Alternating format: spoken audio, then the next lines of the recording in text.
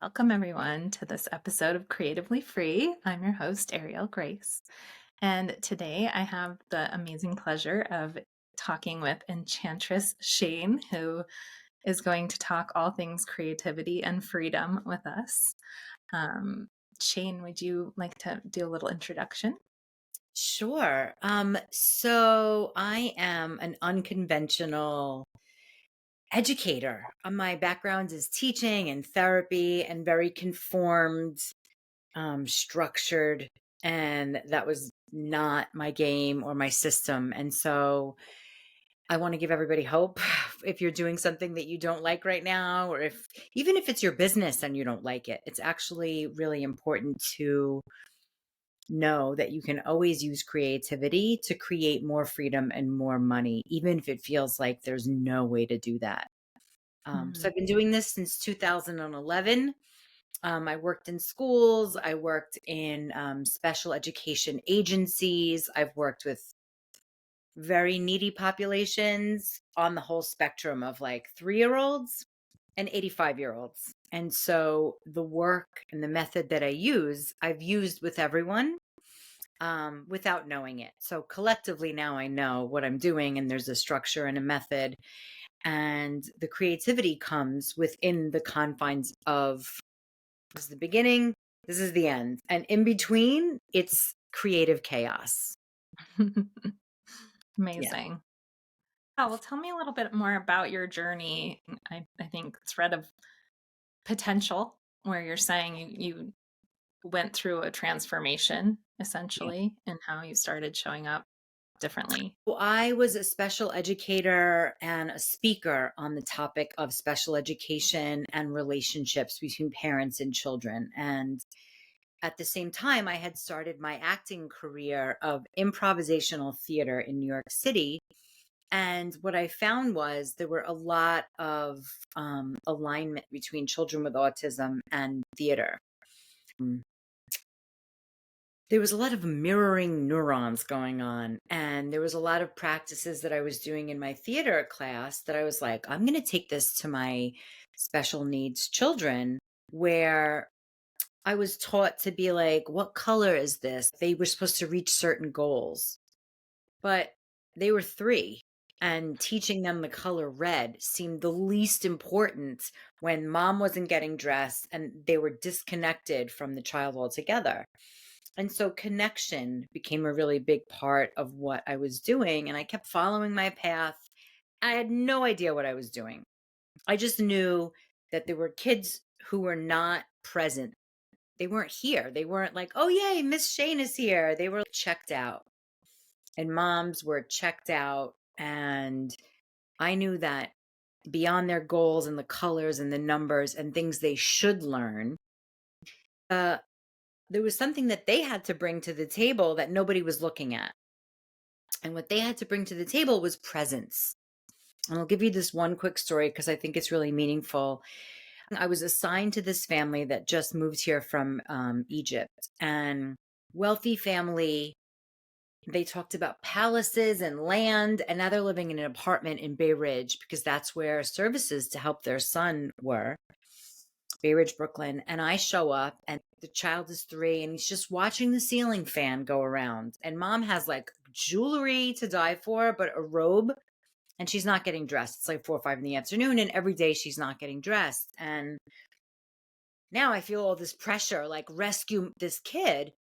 And I was getting bored because they were like, teach this kid this, this, and this. And it was boring. One day, I just took out my lavender. I was doing all this yoga, that was my life.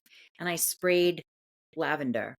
And this kid was nonverbal. And the next day I get there and he looked at me in the face and he was like, psh, psh. He's communicating. He wanted that sound.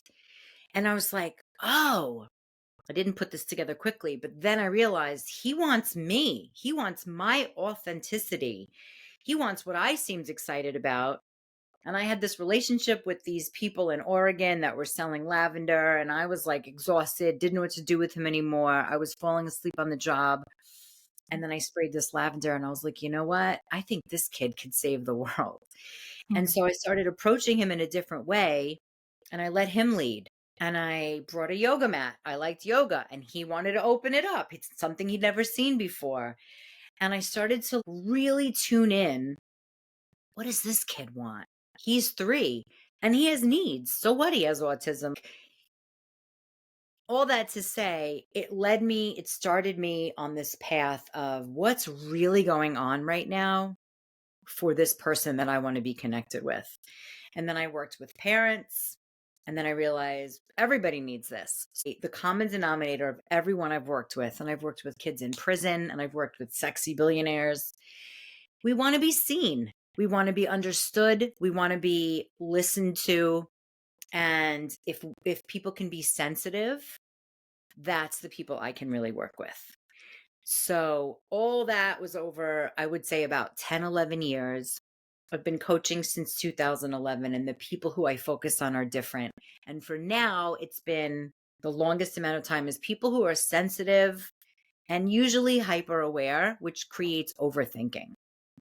Oh, you just described me. I'm quite familiar with this. Right, yeah. So it's a really specific kind of person who will sometimes stay in hiding way too long because there's all these parts and all these voices that are like, you're not ready, you're stupid, people are looking at you funny, you can't do that, all these questions.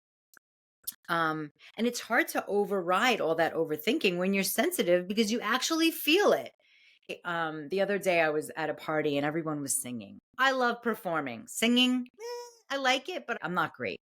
So I came in the room and I was like, okay, I want to do this. I know I want to do. And somebody said, "Oh, you just got to push through it and be confident." I go, actually, I'm really shy. I feel shy right now.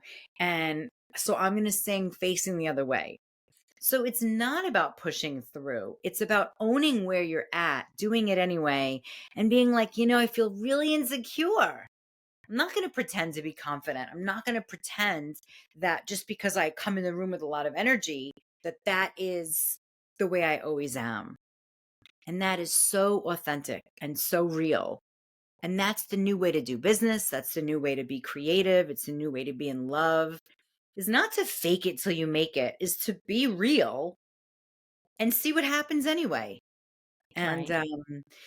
I just gave it a really quick little snippet, but this has happened over the years since 2011 until even before then. But in 2011, I was like, I'm in business. I'm not working for anybody anymore. Tell me a little bit more about the sensitivities. Describe what that means. So there's so many moments. We live in a very fast-paced culture. We live on social media. We could see one thing, ugh, it has an impact, but we're trained to just keep going. Don't pay attention. And the truth is, it's not normal or not good to follow your impulse. Like if you see someone you really want to talk to, you can't go up and kiss them or hug them. You can't punch somebody in the face. So slowly over time, we've been trained to ignore the impulse. And, for the most part, that's a good thing. But not for the good thing is it also teaches us to squash our intuition and the intuitive hits, the creative hits that are like it bubbles up. And most people, what I call fear whiplash, they sort of just like whack it away. Like, there's no way I could do that. We've been programmed to not listen to those things because they're a waste of time. They won't make you any money. No one's going to buy that anyway. No one's going to pay attention to it. And it's a real luxury to follow those impulses, to pay attention to the sensitivities, to cancel plans last second because all of a sudden you feel gross and you don't know how to get out of it. There's a lot of shame when it comes to following impulse because it usually makes other people uncomfortable. It makes other people upset. And now it's like, well, I'd rather just do it than deal with that. But there's a lot of genius in canceling. There's a lot of genius in following the intuitive hits and to get curious about, like, I don't know, I keep having this idea, it won't go away. You don't have to drop everything, but you could start paying attention to it, start having conversations. say to somebody, I don't know why this keeps coming up when I talk to you, but I keep looking at you and thinking about a farm. And it's a totally random, example, but it seems ridiculous. Most people would be like, I'm not going to say that. This person's a business person. But trusting that impulse to even speak something, that person could be like, I can't believe you just said that. My family left me a farm. I don't know how to run it, but I'm willing to give it to you and pay for the whole thing if you want to run it. I would Mm, love to do that. So it's like really being able to live in a place of trust, of self trust, whether it's a physical impulse, an emotional impulse, um, a creative impulse. And let's say the impulse is, I feel like, the craziest story just popped into my head, but let's say the impulse is, I feel like pushing you. I feel really compelled to push you. You don't have to do it, but just to say it. It's to say to someone, hey, listening to you really makes me want to push you against the wall. I don't know why.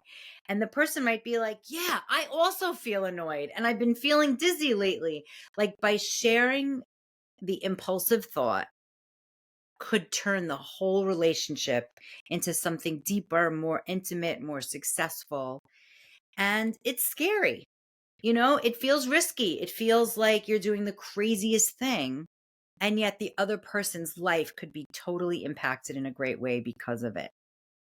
And so that idea that our impulses come up really quickly and to just get curious, even if you don't speak them, you just write it down. And that is something that, people don't do.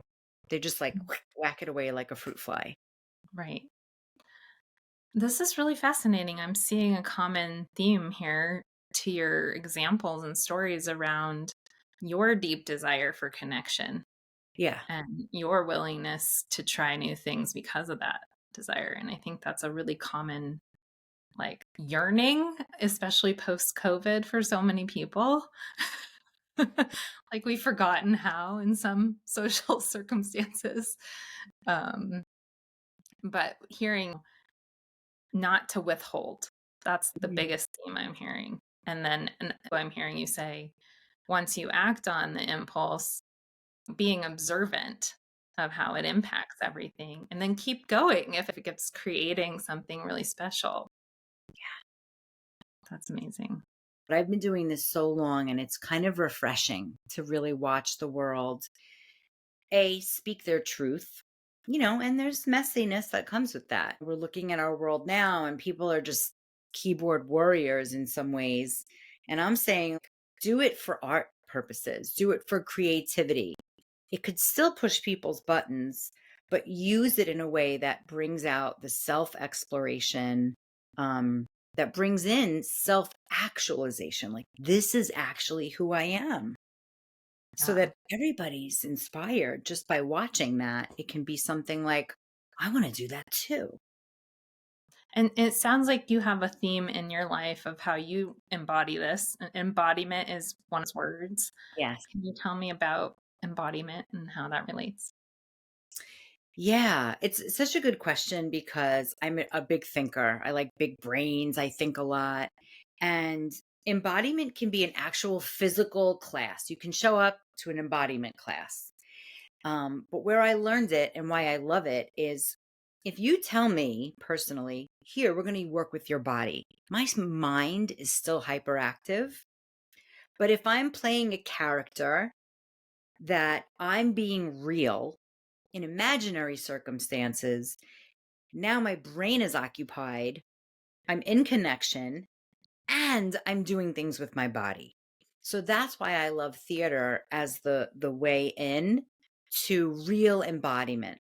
Like even at ecstatic dance, when people go to that, it's like an embodied experience. But the whole time I'm thinking. And I'm like, I'm not having this connected experience that other people seem to be having. I'm in my own world, trying to get attention, trying to hide. It's just really stressful. But with improv acting, it's structured and it's not about saying yes. The improv that I teach and that I love is about saying no, which Mm, creates friction and drama, which imitates life. And now there's a connection. So that gets me really excited, and that gets the audience leaning in because drama, everybody relates to that. Everyone has mother issues, father issues, dramatic love issues, and there's a ton of healing in playing out different parts of ourselves that we don't usually get to visit. So I don't show off my insecure parts. Like, they're there. I have them all the time. But if I get to play a character that's not real, my ego steps aside and I'm there to be as insecure as possible. And then when the scene's over, I look younger. I feel relieved because there's a part of me that was dealt with that's usually uncomfortable in real life. So having that experience, now I can take it into the universe, into the world, into a live video, into, when I'm giving a keynote talk and everyone in the audience is like this. And I'm like, oh man, like I'm going to blow them away, or they're going to be like, okay, crazy lady. So it's like, how do I stay centered in a world that is going to show up however they show up? How am I going to stay centered? And it's like, here's the center, and I get to visit all the parts so that when I get up there, I am my most integrated self versus my insecure teenager self that would get up and subtly try to get everyone to like me. Mm. So I did a one woman show. It was really hard. It was a work in progress, 5 characters. And I could feel it the whole show. I was like, oh, is this good? Am I good? And I sent out a survey, and one person filled it out, and he wrote, if you stop trying to get us to think you're good, you might actually be a good actor. It was so mean, but it was so true. And I knew that. I knew I was looking for validation. And it was a work in progress. So I'm not blaming myself, but it was a hard process to be in. And it's really important that we give ourselves those hard processes. So when it really matters, we can pull on those muscles that have done the heavy lifting of being insecure, of being a character who's a failure. Um, and so I work with people in a group in this. I do weekend workshops or one-on-one. We play with these characters, and people are sometimes resistant. This isn't like easy, fun work. I know I make it sound that way, but if you play your worst nightmare, Right. it it's hard. It's hard to admit the dark shadows of, like, I'm afraid that I'm just going to be lonely and left and, a hoarder. Some people have those fears. So let's say that character is like, "Ugh, no," but I help people get into it so that it's not threatening. Mm. Wow. That's awesome. So, what I'm hearing you say is the way that you're guiding individuals and groups in this experience of embodiment is s- it's both a healing and self-expression, like Mhm. big version of self-expression. Which, I mean, how many parts do we have? I don't know, right? Yeah. But and I recall a time when my friend wanted to go for interviews and didn't want the jobs. It's a similar thing, right? Like you just have to let your body, not just your brain, do the thing. And then you go from there and you integrate and then you can do the next thing. Yeah, you said it so well. It's like giving your body the experience. Our minds are like, okay, so if I do this, then I do this. Like, logic it's such a cliche, but can only get you so far.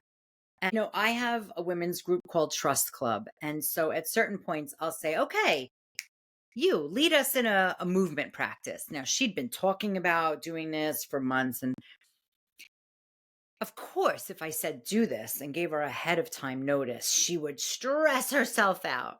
But in a moment's notice, she was able to just do it. And she was trying to articulate, I didn't even know what I was going to say. How come I even gave it? It was such a great idea. I hadn't thought of that before. Like, it's the ability to trust that in a moment of instantaneous suggestion, something genius can come out of your mouth. And schools all over the land threaten everyone's instinct by threatening, like, you have to study. But actually, you don't have to study. If you're a good person and you believe what you're talking about, you can do it anywhere. Can you always improve? Absolutely. But no, there's nothing to work with if you never did it before. So now she's like, okay, well, I liked doing this and this. I would do that again. I won't do this again. So you only learn from being alive, from being in action. And that's the embodiment piece. You think you're not a leader? Well, let's see. Lead the room. What's going to happen? Yeah. And another great example is it was a class. A woman was like, this is not for me. My friend brought me. I want to leave. And she was getting blotchy. You know, when some people get nervous, they get like this physical reaction. But the scene was so genius. She was going to meet her husband's murderer. Okay. So that was the scene. She was going to meet him in prison. So at some point, she turns to the audience and she's like, I can't do this. I'm totally freaking out. And as the audience in class, we were riveted. We're like, oh, she's such a good actor. I can't even believe it. She wasn't being the character. She was being herself, trying to get out of the scene. But because this character was freaking out, she was great. She was Mm, better than great. Because now her blotchiness made sense. Who would go to prison being like, this is going to be awesome. This guy killed my husband. So it's like you can be made to be great, even if you're in a state of panic. mm. And then you have that experience of like, my brain was freaking out, panic mode, except I got really good feedback. What else is possible? And Right. to live life in that kind of curiosity is like living in another paradigm. Yeah. It puts a new spin on the word play for Yes. sure. And it's something you thought because now these 7, 8 people who are watching you cannot be convinced that you suck. That's what changed my life. Like I went to this class every week for 2 years and I was a bully of this class. I did nothing else. And if you spoke to me and you had a problem, I was like, come to class. I dropped a bunch of friends. I dropped vacations, dinners, dates. I just went to class because I would go into class feeling depressed, all in my head, stressed out, and I would leave energy, ideas. And I'm like, okay, there's some science here. So I was working with children with autism at the time, and I was like, this is going to help their parents because their parents are devastated. They're not dealing with it and they're not connected. So now I can teach them to play. Some of them were into it, some of them weren't, which is when I opened my own business. I was like, okay, people coming to me from an agency, they're going to think I've lost it. But the people who get it, the people who are curious, who want to relate to their child, really, they're going to want to learn to play because that's the only way to reach this kid. Yeah. I experienced that. I don't have autistic kids, but I experienced the element of play being the deepest connection that I have with my kids, Mm. raising them. Yeah. Absolutely. Yeah, like no agenda. You know, like I would say, play with your kid while I do my notes, and they would say, like, what is this? What color is this? How many are this? And I'm like, ooh, that's some judgment if you don't know the answer, versus like, doo doo doo doo doo, you know, being able to make those noises and just let them lead. That's not, you know, even for regular kids, never mind special children with special needs. It's like learning how to relearning, because we all have that play. But relearning how to play takes a lot of trust and surrender and, you know, like, what are we doing this for? I have to make dinner, like all that kind of like control. I love control, but to control my play is to not control it at all and to enter into that arena versus every situation where there's a system that's broken, like schools, government, anything where there's like, this is the way we do it. That's not going to work. Not sustainably and not everybody having a win-win situation. So, Yeah. yes. Yeah. And then they bring it into their school and, Yeah, then it kind exactly. of grows. It's amazing. It is amazing. Beautiful. Wow. This was not at all what I expected and super Oh, fun. And I thank you love so it. much. Yeah. Yes, feels so good. Well, beautiful. Thank you so much for joining today. And everyone check out Enchantress Shane's work. Amazing. Thank you so much.